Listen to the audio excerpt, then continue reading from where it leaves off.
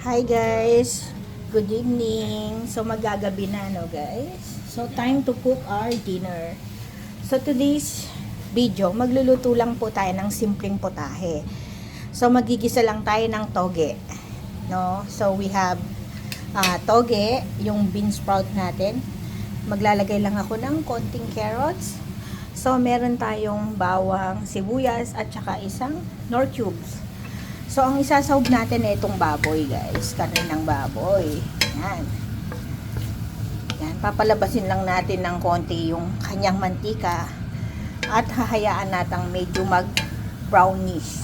Mag-brownish siya ng konti. Yan. So, after this, pwede na natin ituloy yung ating pagkikisa. So, ito na guys, no? Yan. As you can see, lumabas na yung kanyang mantika. So, medyo nag-brown na rin yung ating karne. So, pwede na nating isunod yung ating sibuyas.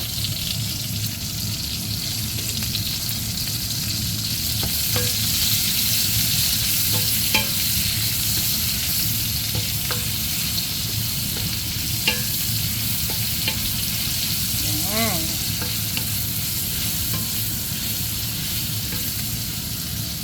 Siyempre, ang ating bawang.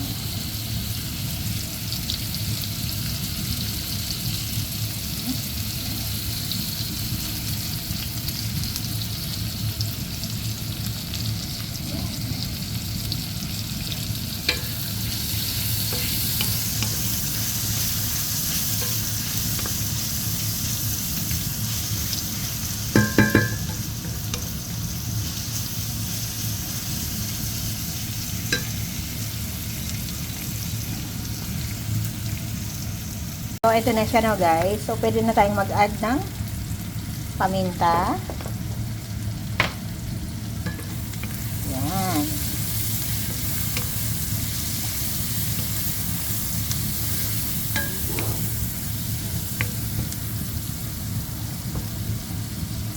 Pero, pwede tayong mag-add ng konting soy sauce.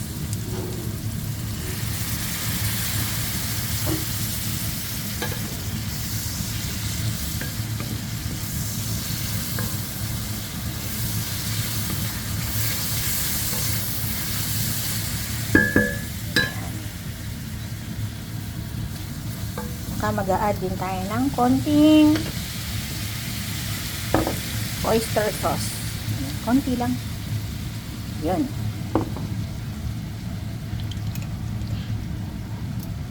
Yan. So, hayaan lang natin siya guys. And then, pwede na natin isahog yung ating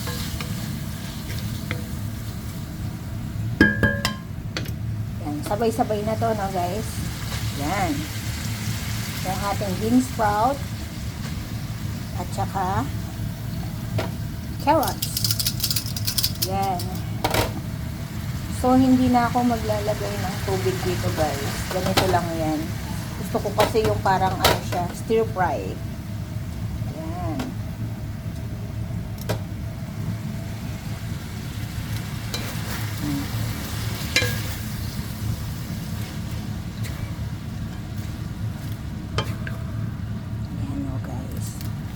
Masarap sa ganito guys yung medyo crunchy pa ng konti, no? So, wag natin siyang i-overcook.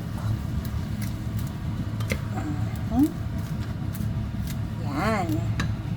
So, ito na guys, no? Yung ating stirred fried na bean sprout. Oh. Yun. So, para sa akin, sakto na yung lasa guys. Tsaka yung kulay niya. So, pwede na to na guys. Medyo crunchy talaga siya. Ayan. So, kayo ba guys? Ano ba ang ating ulam dyan? Ano ba ang ating dinner dyan? Ayan. So, this is it guys. Oo, later na kami kakain ng dinner. So, thank you guys for watching.